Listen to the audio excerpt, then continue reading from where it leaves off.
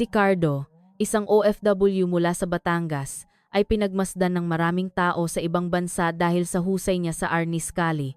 Ngunit isang hapon sa pantalan ng syudad, hinamon siya ng isang Wing Chun master, isang estudyante ng linya ni Master Ip Man. Sa harap ng 12-12 ng mga mata, madaling pinilayan ang mga galaw ni Cardo. Ang mga tawanan at paghamak ay tumusok sa kanyang puso. Ngumiti siya para itago ang kahihiyan, ngunit sa loob ng kanyang dibdib ay umalingaw-ngaw ang desisyong bumangon. Sa sandaling iyon, nagsimula lamang ang kanyang kwento. Kumusta mga kaibigan ng kuwentuhan natin? Sana ay lagi kayong bigyan ng kalusugan, mahabang buhay, saganang biyaya, at mapagbigay na puso. Salamat sa pagdalaw sa kuwentong ito. Huwag kalimutang pindutin ang subscribe, like at share button upang ang mga kuwentong puno ng kahulugan na ito ay patuloy na makasama sa inyong araw. Para sa mga kaibigan na may pinapasan sa buhay, sana ay madaliin ang lahat ng inyong gawain at mabayaran ang lahat ng utang. Isulat din ang inyong bayan sa comment section upang magawa nating magdasalan. Tandaan, sa kwentuhan natin, bawat kwento ay hindi lamang libangan, kundi paalala rin na puno ng aral. Simulan natin ang buhay ni Cardo na puno ng damdamin. Ang mga hakbang ni Cardo ay tila mabigat nang una niyang tapakan ang lupa ng ibang bansa. Sa harap niya, ang ingay ng malaking pantalan ay tila kakaiba, ang ingay ng mga barkong paalis at padating, ang sigawan ng mga manggagawa, at ang tunog ng mga kargang ibinababa mula sa mga container ay tila bagong musika sa kanyang buhay. Tumingin si Cardo sa langit na naiiba sa kanyang lupang tinubuan habang pinipigilan ang pangungulila sa kanyang bayan sa Batangas. Sa loob ng kanyang dibdib ay may nakatagong simpleng pangarap, humanap ng marangal na hanapbuhay upang ang kanyang pamilya sa bahay ay makapamuhay ng mas maayos.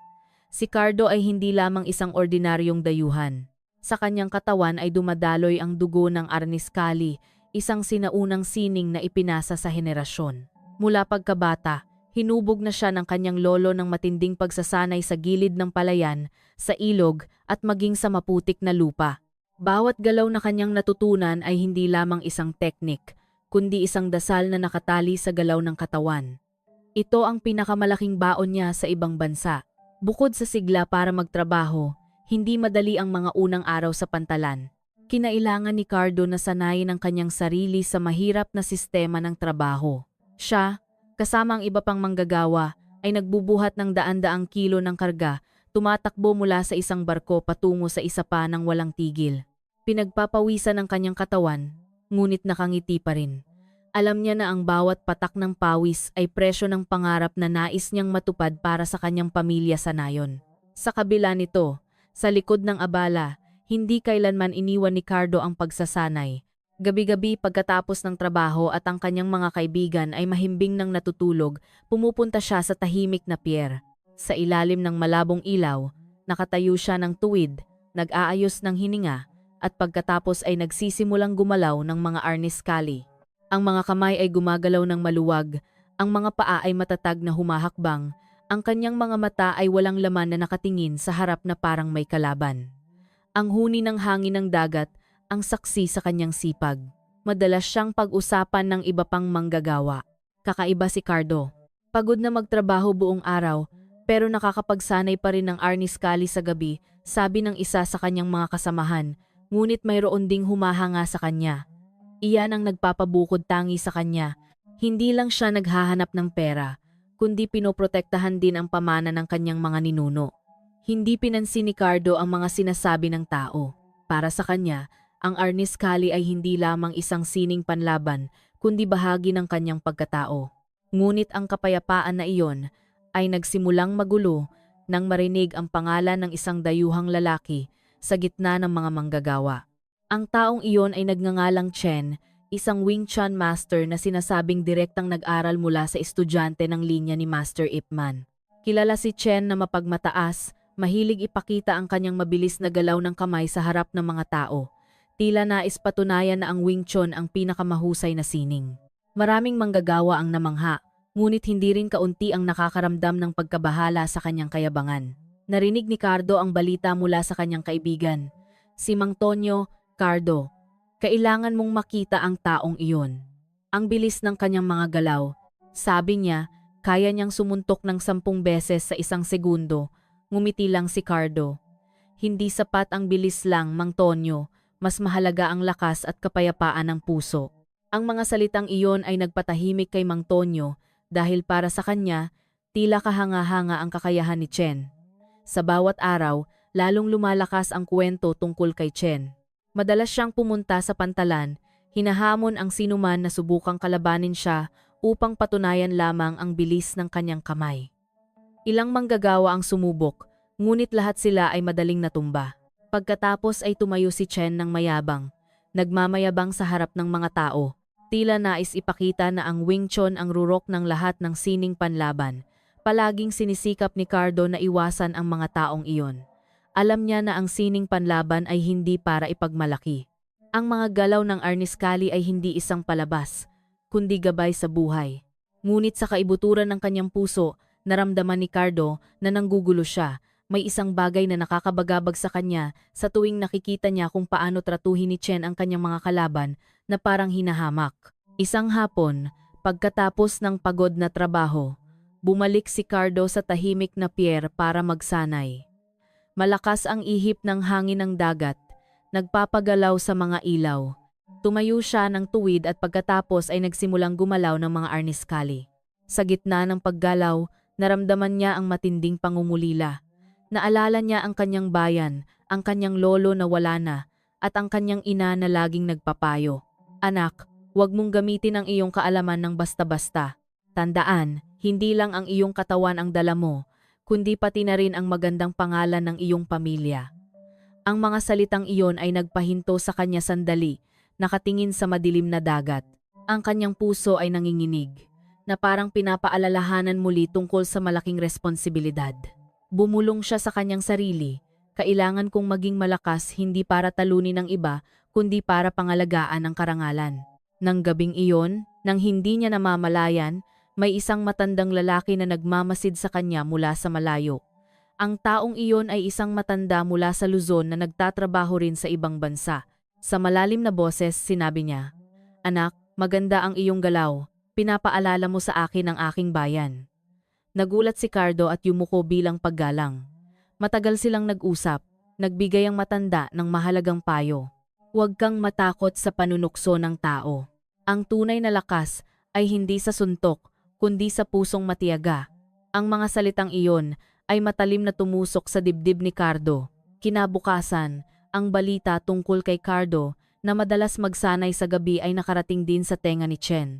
Isang tagasunod ni Chen ang nagsabi sa gitna ng mga tao, may isang manggagawa mula sa Batangas na sinasabing mahusay. Ang pangalan niya ay Cardo. Palagi siyang mag-isang nagsasanay. Siguro gusto kanyang hamunin. Ngumiti lang ng mapait si Cardo nang marinig iyon. Hindi niya kailanman naramdaman na kailangan niyang patunayan ang anuman. Ngunit tila itinutulak siya ng mundo sa direksyon na hindi niya maiiwasan. Sa mga sumunod na araw, lalong uminit ang kapaligiran sa pantalan. Maraming manggagawa ang lihim na umaasa na lalaban si Cardo kay Chen upang makita lamang kung ang Arnis Kali ay makakatapat sa Wing Chun. Nagpatuloy si Cardo sa pagpipigil sa sarili kahit na lalong lumalakas ang kanyang puso. Alam niya na maaga o huli, pagtatagpuin sila ng tadhana. Sa likod ng lahat ng iyon, nagpatuloy si Cardo sa kanyang simpleng buhay. Nagpatuloy siya sa pagtatrabaho ng husto, nagpatuloy sa pagsasanay, nagpatuloy sa pagiging mapagpakumbaba. Ngunit sa bawat galaw niya ay may baga na unti-unting lumiliyab, naghihintay ng tamang oras upang patunayan na ang karangalan ay hindi kayang apihin ng kayabangan. At nang hindi niya namamalayan, ang kanyang maliliit na hakbang sa ibang bansa ay nagbibigay daan sa isang malaking pagtatagpo. Isang pagsubok na magpapasya kung siya ay isang ordinaryong manggagawa lamang o isang tunay na tagapagbantay ng pamana ng Arnis Kali. Ang gulo ng hapon sa pantalan ay laging nagbibigay ng bagong kuwento.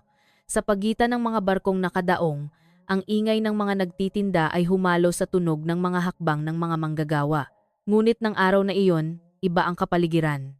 Isang grupo ng mga tao ang nagtitipon sa isang bukas na espasyo hindi kalayuan sa pier. Sa gitna ng bilog na iyon ay nakatayo ang isang lalaking may matapang na mukha.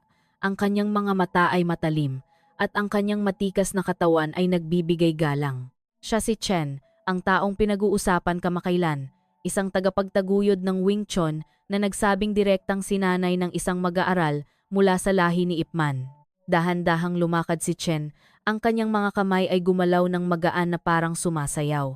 Ngunit ang bawat maliit na pagtapik na ginawa niya ay nagdulot ng matalim na tunog sa hangin. Namangha ang mga manonood, ang ilan ay naghiyawan. Tingnan ninyo ang bilis niya, kahanga-hanga. Sigaw ng isang tao mula sa harapang hanay. Hindi nagtagal, nagbukas ng bibig si Chen, ang kanyang boses ay malakas at mapanghamon. Mayroon ba sa inyo ang naglakas loob na sumubok? Gusto kong makita kung gaano kalayo ang kaalaman mula sa ibang lupain ay makakaya lumaban sa Wing Chun. Ilang manggagawa ang nagkatinginan.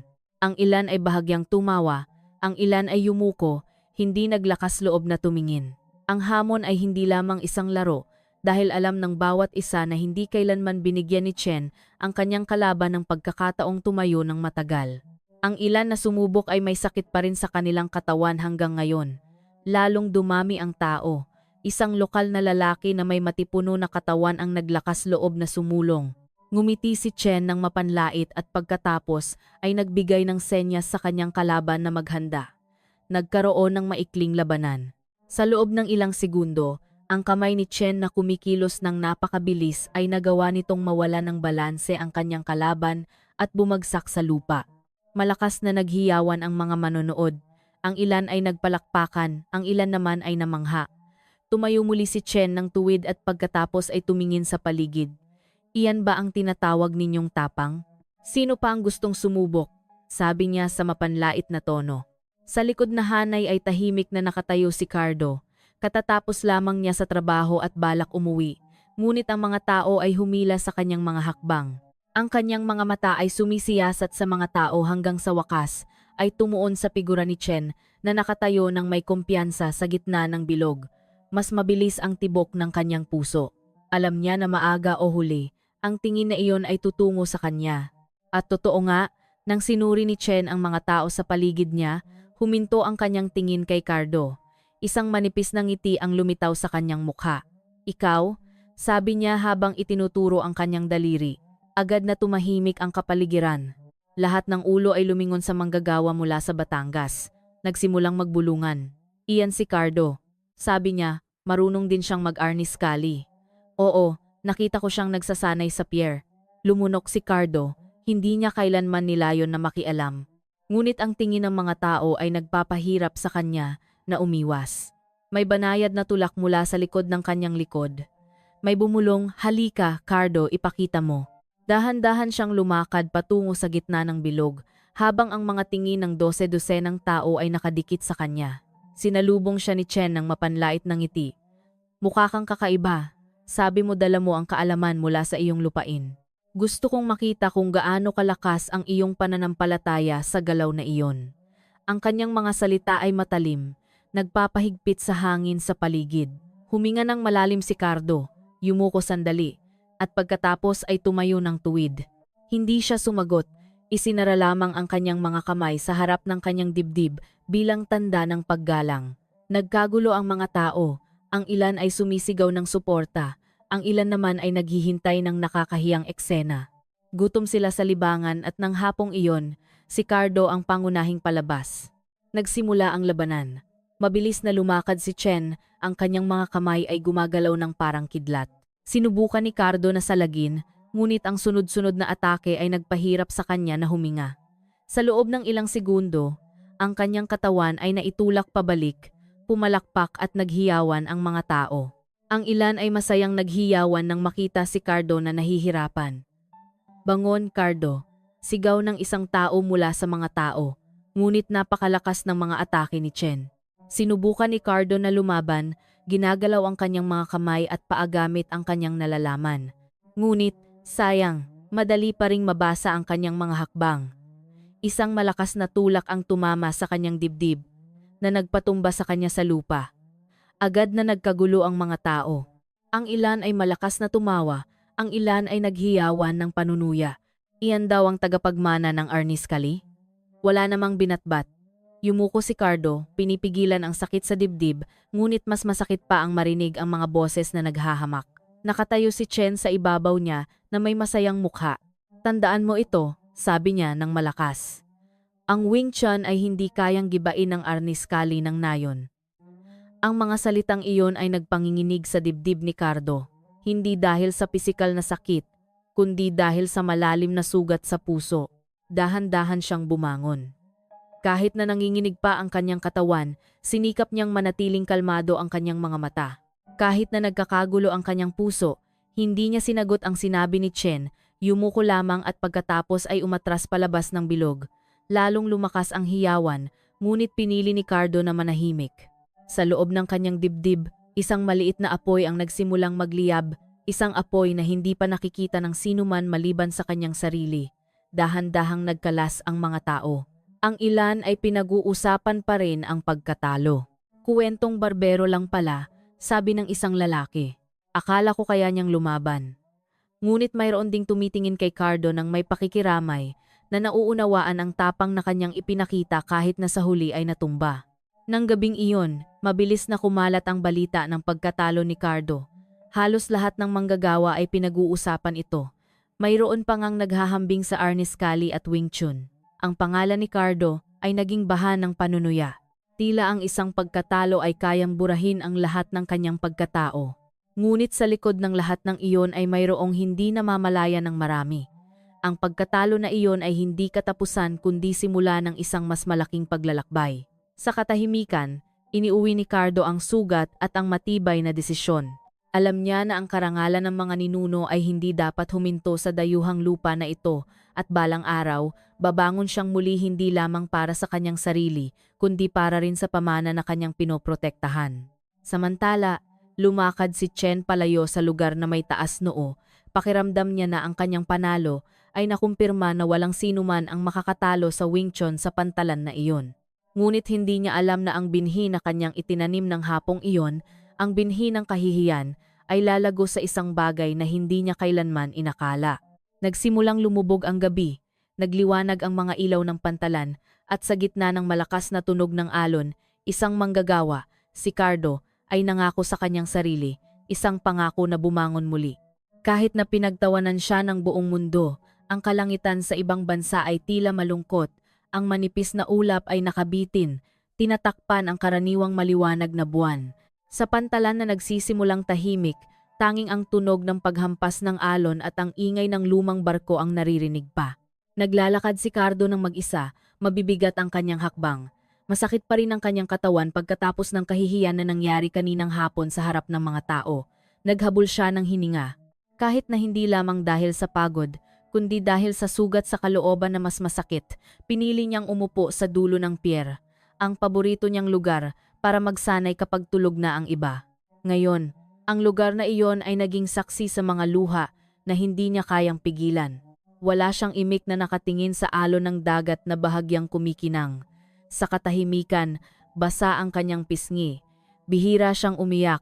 Kahit noon na paulit-ulit siyang bumagsak habang nagsasanay ng arnis kali kasama ang kanyang lolo, ngunit iba ang gabing iyon.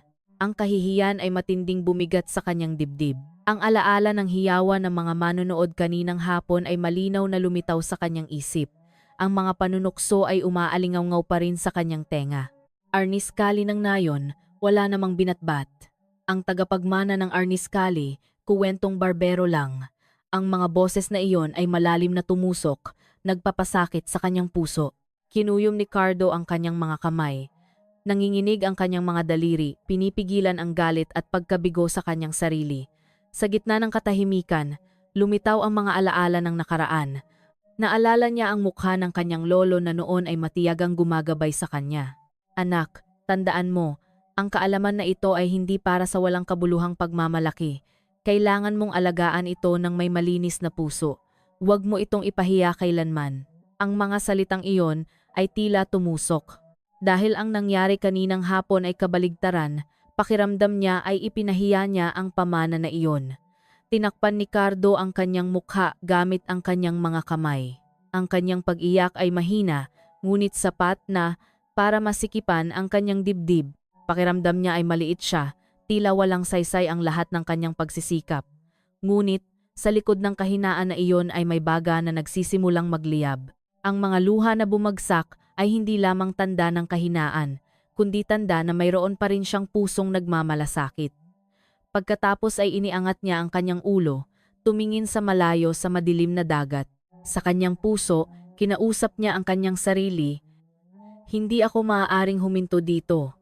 Hindi ako dapat matalo ng kahihiyan. Kailangan kong bumangon hindi para maghiganti, kundi para pangalagaan ang karangalan.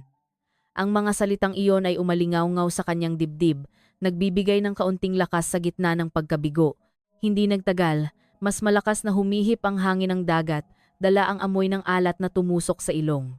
Dahan-dahang tumayo si Cardo. Nanginginig pa rin ang kanyang katawan. Nag-ayos siya ng hininga at pagkatapos ay nagsimulang gumalaw ng arnis kali ng dahan-dahan. Iwinawagayway ang mga kamay, matatag na ipinantatapak ang mga paa. Kahit na masakit ang kanyang katawan, bawat galaw ay ginawa niya ng may buong damdamin. Tila nais niyang ibalik ang dignidad na sandaling nawala. Galaw-galaw ay dumaloy na parang tubig. Habang tumatagal, lalong lumilight ang kanyang katawan. Ang pawis na hinaluan ng natitirang luha ay bumagsak at nagbasa sa sahig ng pier. Naramdaman ni Cardo ang isang bagay na kakaiba ng gabing iyon, isang kapayapaan na isinilang mula sa katapatan ng puso. Napagtanto niya na ang pagkatalo ay bahagi ng paglalakbay, hindi ang katapusan ng lahat. Habang patuloy siyang gumagalaw, ang kanyang isip ay lumipad sa kanyang ina sa nayon. Imaginin niya ang kanyang ina na nakaupo sa beranda ng bahay, naghihintay ng balita mula sa ibang bansa. Ang banayad ng ngiti ng babae ay malinaw na lumitaw. Gayun din ang kanyang mga dasal na laging kasama. Anak, huwag kang sumuko kailanman. Ano man ang mangyari, manatiling malakas. Ang larawan na iyon ay nagpabaling muli sa mga mata ni Cardo. Ngunit ngayon hindi na dahil sa kawalan ng pag-asa, kundi dahil sa matinding pangungulila. Naalala rin niya ang dahilan kung bakit siya lumuwas. Lahat ng kanyang pagod ay para sa pamilya, para sa maliit na palayan na kailangang alagaan, para sa kanyang mga kapatid na nag-aaral pa, para sa simpleng pangarap na mas maging maayos ang kanilang buhay. Paano siya susuko? Dahil lamang sa isang panunukso.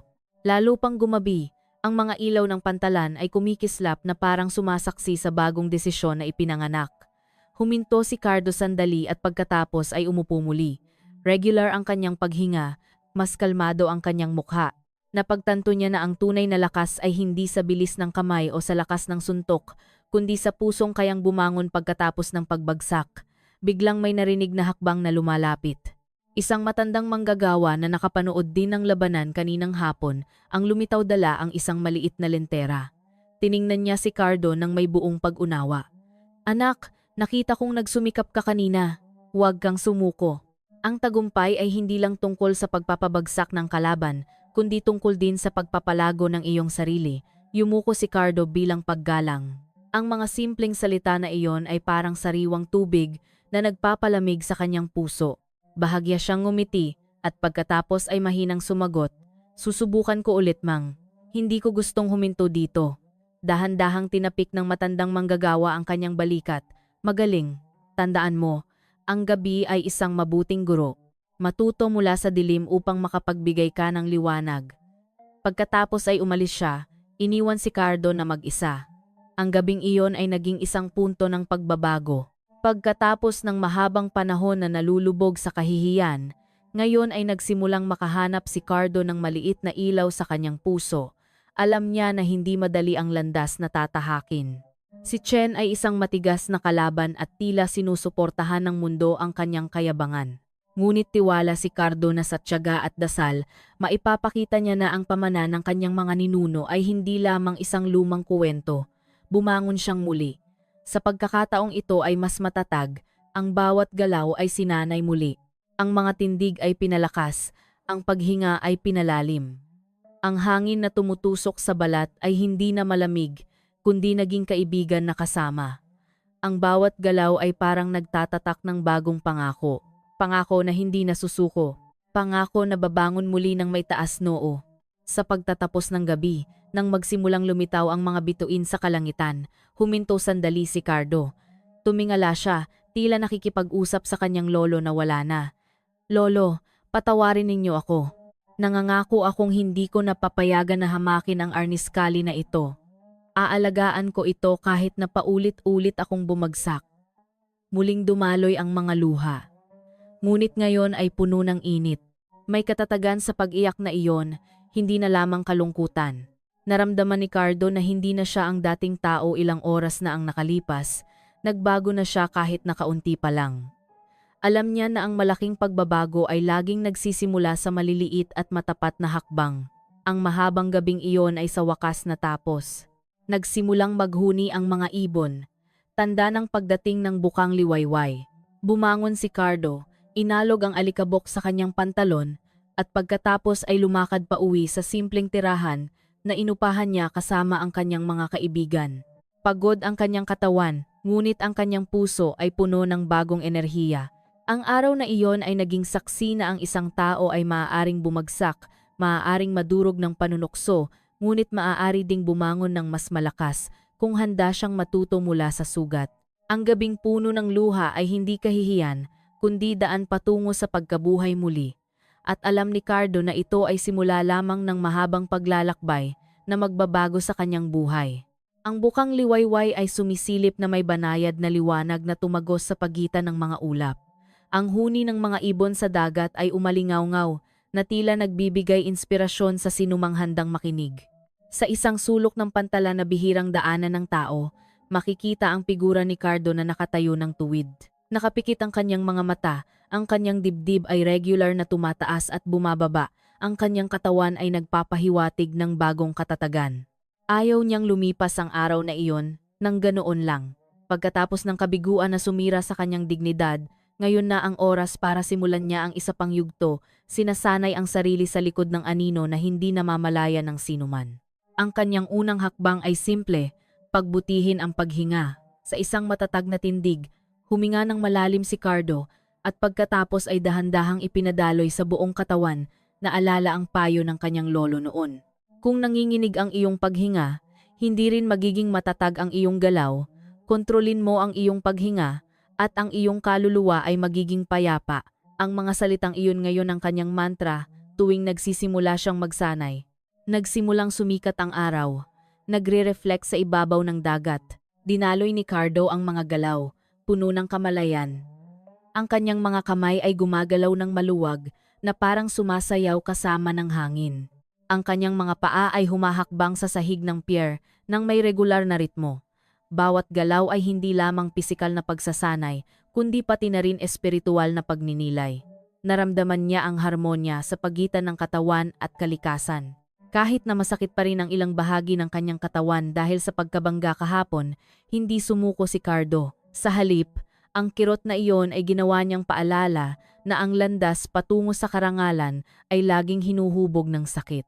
Sa matinding determinasyon, inulit niya ang mga galaw ng 12-dosenang beses nang walang tigil. Tumulo ang pawis. Basang-basa ang kanyang damit sa trabaho, ngunit hindi lumihis ang kanyang tingin sa layunin. Ang mga sumunod na araw ay naging bagong rutina. Sa umaga bago magtrabaho, sinasanay niya ang paghinga at mga tindig. Sa tanghali pagkatapos ng trabaho, sinasanay niya ang lakas ng kamay sa pamamagitan ng pagbugbog ng sako na puno ng buhangin. Pagdating ng gabi, bumabalik siya sa pier upang hasain ang liksi ng galaw. Sinasanay niya ang bilis, hinahasa ang reflexes gamit ang anino ng ilaw bilang imahinasyong kalaban. Walang isang oras na pinabayaan niya. Ilang kaibigan ang nagtawanan sa kanyang mga nakasanayan. Cardo, hindi ka naman magiging bayani, di ba? Nandito tayo para maghanap buhay, hindi para sa titulo. Ngumiti lang si Cardo, hindi niya kailangang magpaliwanag ng anuman. Alam niya na mayroong mas malaki pa kaysa sa pang-araw-araw na sahod. Sinasanay niya ang kanyang sarili upang harapin ang mas mahirap na pagsubok. Isang gabi nang si Cardo ay abala sa pagsasanay sa ilalim ng malabong ilaw ng pier, dumating ang isang matandang lalaking may puting buhok. Siya ang matanda mula sa Luzon na minsang nagpayo sa kanya. Dahan-dahang lumapit ang matanda at sinabi, "Anak, masaya akong makita na hindi ka nawalan ng pag-asa, ngunit tandaan, ang tunay na lakas ay hindi nagmumula sa kalamnan, kundi sa malinis na puso." Yumuko si Cardo bilang paggalang. "Susubukan ko, Mang. Ayaw kong maging kuwentong barbero lang ang Arnis Cali na ito. Gusto ko itong pangalagaan." Ngumiti ang matanda at nagbigay ng ilang payo. Itinuro niya ang mas malalim na teknik ng paghinga, kung paano ilabas ang lakas sa dulo ng daliri hanggang sa kung paano panatilihin ang balanse kahit na tinatamaan ng atake mula sa iba't ibang direksyon. Ang gabing iyon ay naging mahalagang punto. Sa gabay ng matanda, lalong naging direksyon ang pagsasanay ni Cardo. Nagsimula siyang maunawaan na ang Arnis Kali ay hindi lamang tungkol sa pag-atake, kundi tungkol din sa pagbasa ng galaw ng kalaban, pakiramdam sa ritmo, at paghihintay sa tamang sandali para gumanti. Nalaman niya na ang pagtitiyaga ang pinakamatalim na sandata.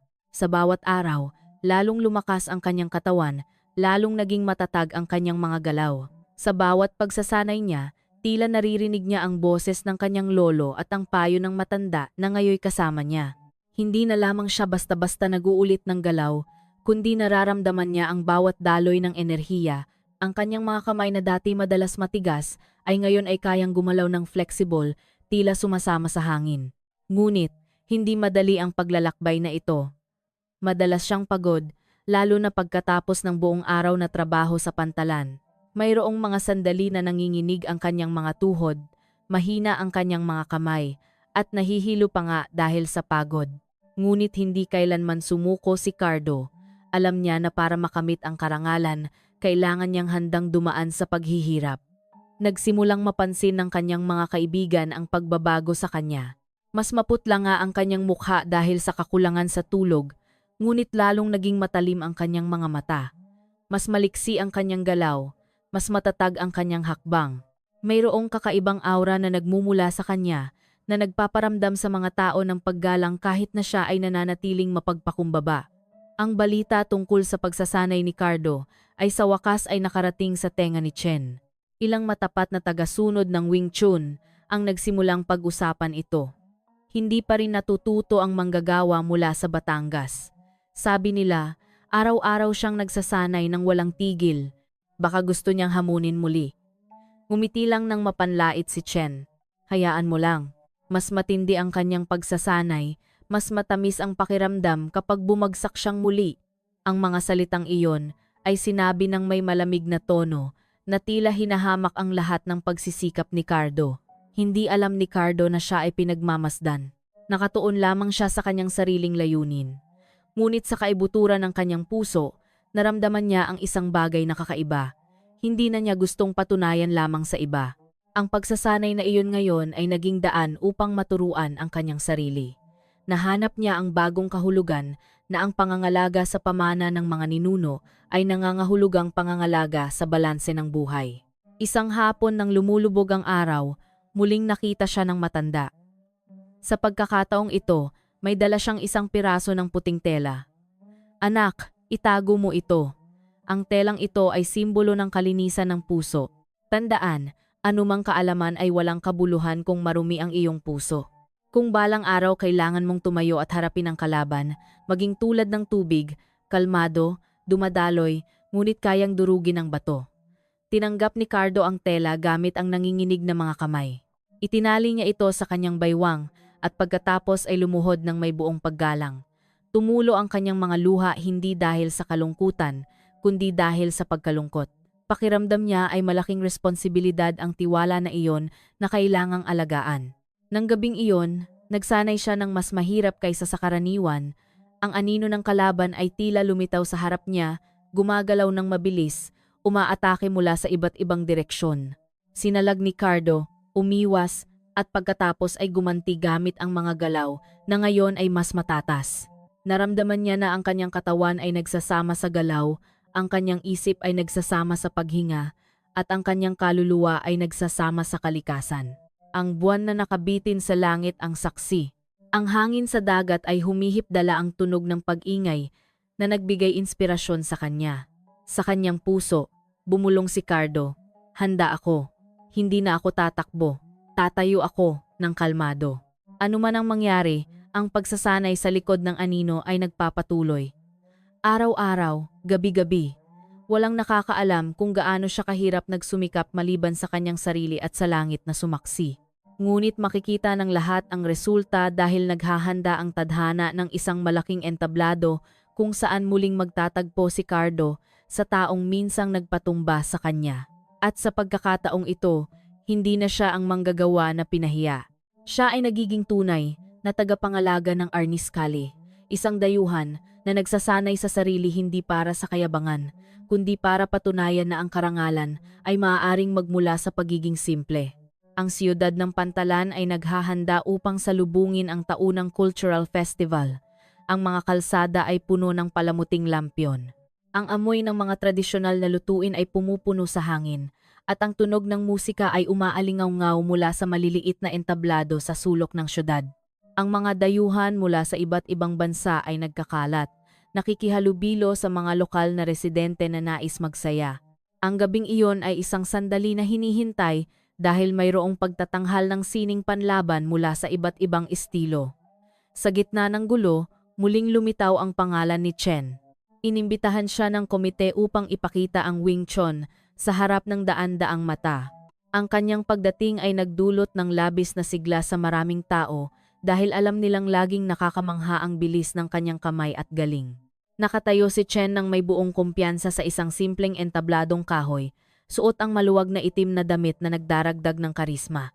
Ang kanyang mga mata ay sumisiyasat sa mga tao, tila hinahamon ang sinumang naglakas loob na lumapit. Mga kapatid, sabi niya ng malakas, ngayong gabi ay ipapakita ko ang sining ng pakikipaglaban na isinilang mula sa isang dakilang pamana. Ang kapangyarihan na kayang talunin ang sinuman anuman ang pinagmulan.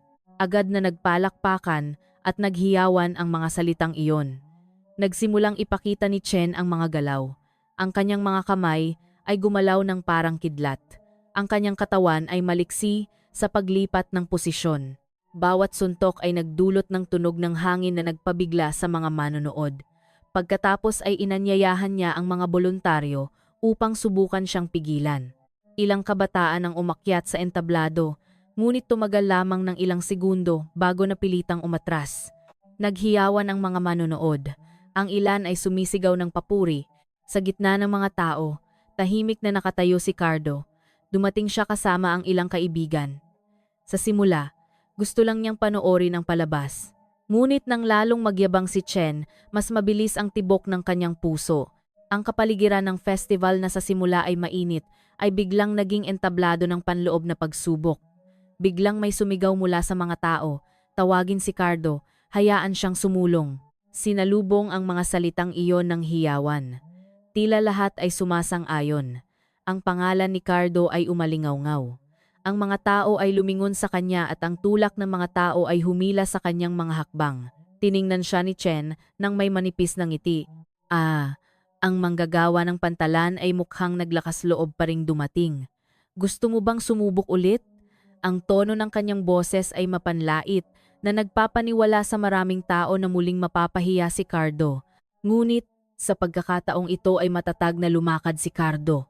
Kalmado ang kanyang mukha, regular ang kanyang paghinga, tuwid ang kanyang katawan.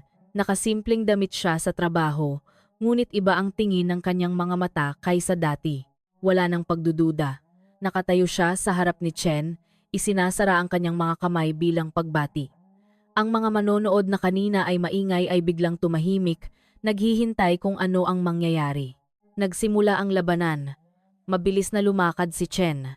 Ang kanyang mga kamay ay sumalakay ng sunod-sunod gamit ang siksik na estilo ng Wing Chun. Ang mga magkasunod na atake ay dumaloy, sinusubukang itulak si Cardo tulad ng dati. Ngunit sa pagkakataong ito, hindi gumalaw si Cardo. Sa matatag na tindig, ipinadaloy niya ang lakas sa buong katawan. Ang kanyang mga kamay ay humaharang ng banayad. Ang kanyang mga paa ay gumagalaw ng magaan. Tila ang kanyang katawan ay nagsasama sa ritmo ng atake ng kalaban. Nagsimulang magbago ang hiyawan ng mga manonood. Hindi na sila tumatawa, kundi nagulat na makita ang kapayapaan ni Cardo. Sa bawat pag-atake ni Chen, tumutugon si Cardo ng simple ngunit epektibong galaw. Hindi nagmamadali, hindi nagpapanik. Matalim ang kanyang mga mata, tila binabasa ang bawat galaw bago ito mangyari. Lalo pang naging agresibo si Chen, tumaas ang bilis niya, ngunit doon nagpakita ng kakaibang galing ang estilo ng Arnis Kali. Naghintay si Cardo ng maliit na butas, at pagkatapos ay ginamit ang lakas ng kalaban upang mawalan siya ng balanse. Nagpalakpakan ng tumumba ng bahagya si Chen. Iyon ang unang beses na nakita siya ng publiko na naitulak. Nagsimulang magpawis ang noo ni Chen. Hindi niya inaasahan na ang kalaban na dati madaling talunin ay ngayon ay makatayo ng matatag. Samantala, lalong naging tensyonado ang mga manonood. Ang ilan ay pinipigilan pa nga ang hininga, takot na palampasin ang sandali. Lalong naging matindi ang labanan. Si Cardo ay gumagalaw ng maliksi, ngunit nanatiling kontrolado. Ang mga galaw ng Arnis Kali na kanyang sinanay sa loob ng ilang buwan ay dumadaloy na ngayon ng maganda na parang isang sayaw na puno ng kahulugan. Paminsan-minsan ay naririnig ang paghanga mula sa mga manonood. Kahanga-hanga, nagbago talaga siya. Sinubukan ni Chen na hawakan ang mga kamay ni Cardo gamit ang tipikal na teknik ng Wing Chun. Ngunit umikot si Cardo, inilipat ang lakas at pagkatapos ay gumanti ng isang tindig na nagpanginginig sa sahig ng entablado. Malakas na sumigaw ang mga manonood. Ang ilan ay tumayo pa nga dahil hindi sila makapaniwala sa kanilang nakikita. Sa gitna ng labanan, nanatili si Cardo sa kanyang saloobin. Hindi siya kailanman naglunsad ng labis na suntok, sinasalag lamang at pinipigilan ng matyaga. Nang lumitaw ang pagkakataong pabagsakin ang kalaban, hindi siya nagmamadali. Ang kanyang kalmadong saloobin ang nagpapalala sa pagkabigo ni Chen, lalo pang lumakas ang hiyawan. Nagsimulang isigaw ng mga tao ang pangalan ni Cardo. Sige, Cardo, lumaban ka. Ang tunog na iyon ay lalong nagpalakas sa kanyang loob. Ngunit sa kanyang puso, hindi siya gustong maghiganti. Gusto lamang niyang ipakita na ang pamana ng kanyang mga ninuno ay karapat-dapat igalang. Sa wakas, naglunsad si Chen ng kanyang huling atake. Mabilis na gumalaw ang kanyang mga kamay, tinatarget ang vital points, nagulantang ang mga manonood. Ngunit sa loob ng isang iglap, umikot si Cardo, sinalag ang atake gamit ang isang spiral movement na tipikal sa Arnis Kali at pagkatapos ay naglunsad ng counter push. Tumilapon si Chen pabalik, halos bumagsak mula sa entablado. Sumabog ang entablado. Umalingaw-ngaw ang hiyawan, ang ilan ay pumalakpak pa nga habang sumisigaw ng tuwa. Sandaling tumahimik si Chen, hinahabol ang hininga. Tiningnan niya si Cardo na may mukhang halo ng galit at paghanga. Samantala, nakatayo si Cardo ng tuwid, hindi humahabol, nakatingin lang ng may malinaw na mata. Pinipigilan ng mga manonood ang kanilang hininga, naghihintay kung ano ang susunod na mangyayari. Ang sandaling iyon ay naging isang punto ng pagbabago. Sa unang pagkakataon, hindi na nakatayo si Chen bilang isang hindi matatalong figura. Samantala, si Cardo, na dati itinuturing na ordinaryong manggagawa lamang, ay naging simbolo ng katatagan. Ang pangalawang hindi inaasahang pagtatagpo na iyon ay nagpabago sa pananaw ng lahat tungkol sa tapang, tungkol sa tiyaga, at tungkol sa tunay na kahulugan ng karangalan. Ngunit hindi pa ganap natapos ang labanan. Nakatayo pa rin si Chen. Kahit na nanginginig, nagbago ang kanyang tingin, hindi na lamang mayabang, kundi nagtatago rin ng pagtataka. Lalo pang naging mausisa ang mga manonood. Susukuan kaya ni Chen ang galing ni Cardo o magpapatuloy pa rin ang laban sa mas matinding paraan? Ang festival night na sa simula ay puno lamang ng libangan ay naging entablado ng kasaysayan. Lahat ng mata ay nakatuon sa dalawang figura sa entablado. Naghihintay kung paano matatapos ang labanan na puno ng sorpresa na ito. Biglang tumahimik ang festival. Tanging ang tunog ng paghabol ng hininga mula sa dalawang figura sa entablado ang malinaw na naririnig. Nakatayo si Chen na bahagyang nakayuko, basa ang kanyang mukha ng pawis. Samantala, nakatayo si Cardo ng tuwid.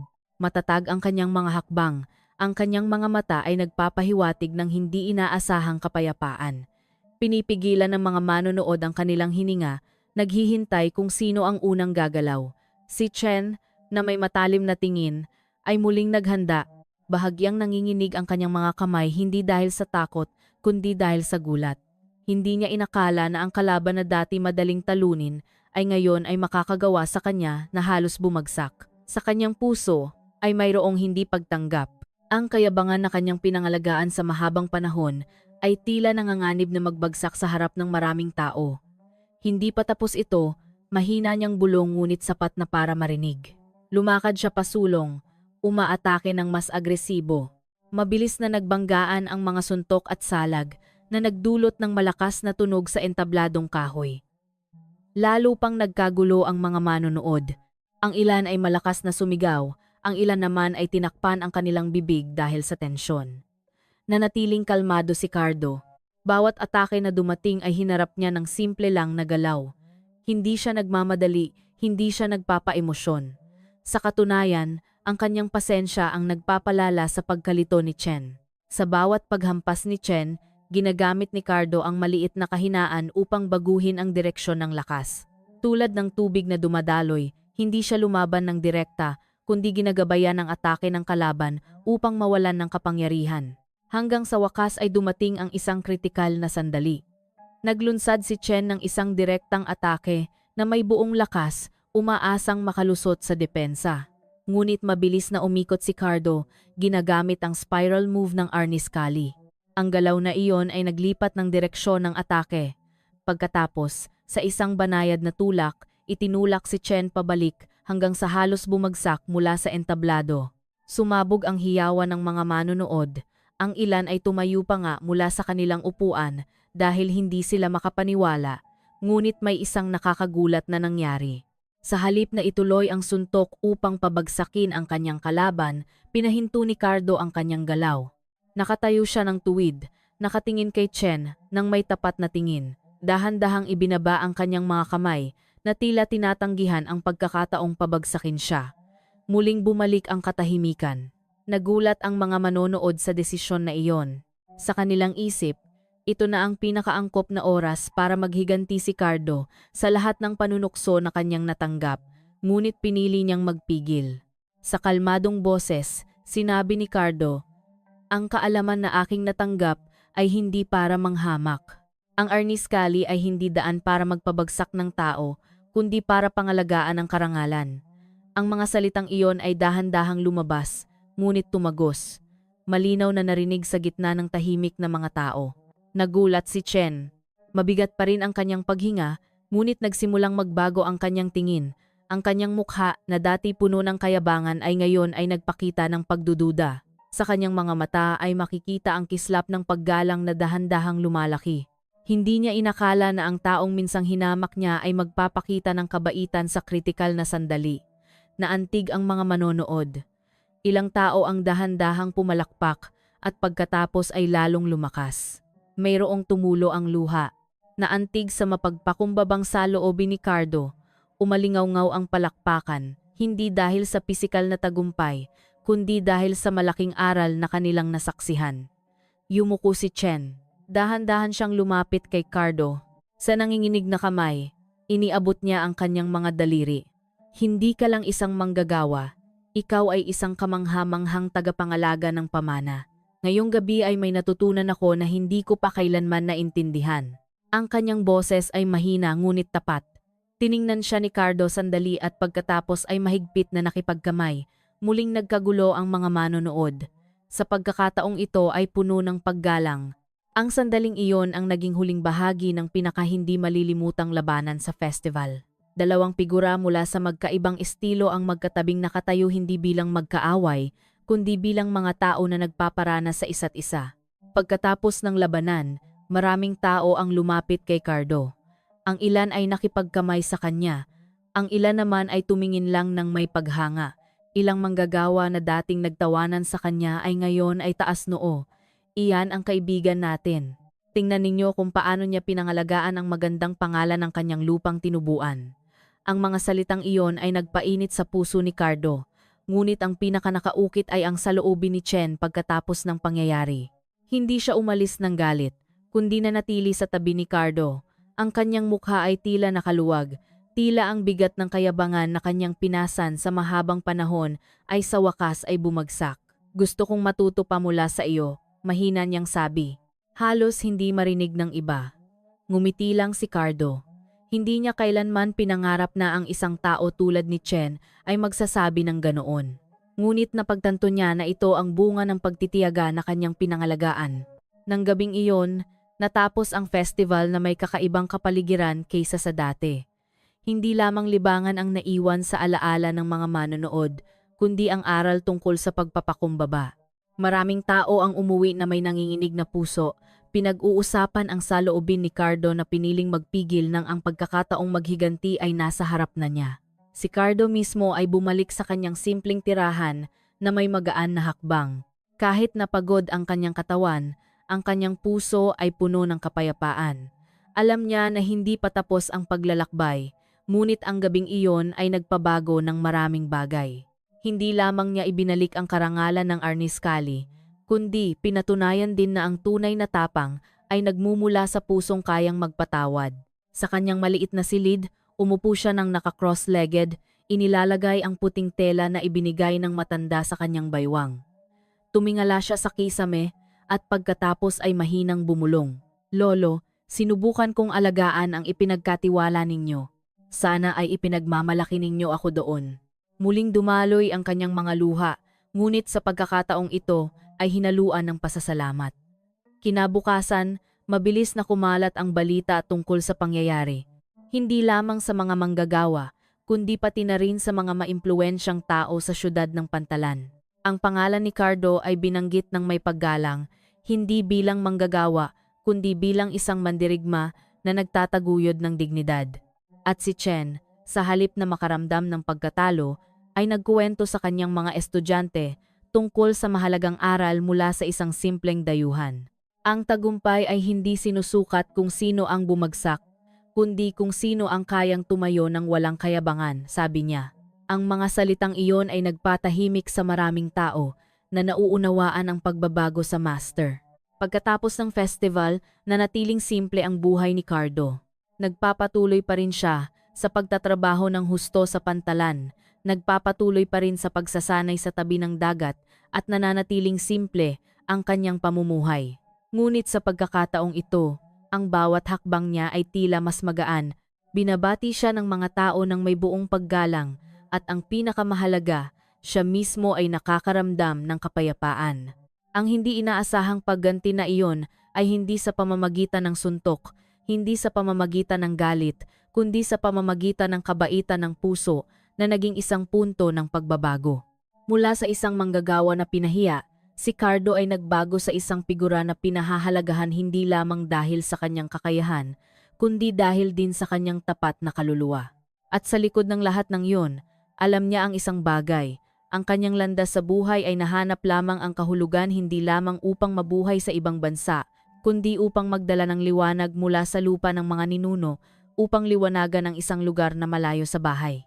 Mga kaibigan ng kwentuhan natin, ang paglalakbay ni Cardo sa ibang bansa ay nagbibigay sa atin ng napakalalim na mensahe. Mula sa isang simpleng manggagawa na sandaling pinahiya, siya ay bumangon ng may pagpapakumbaba.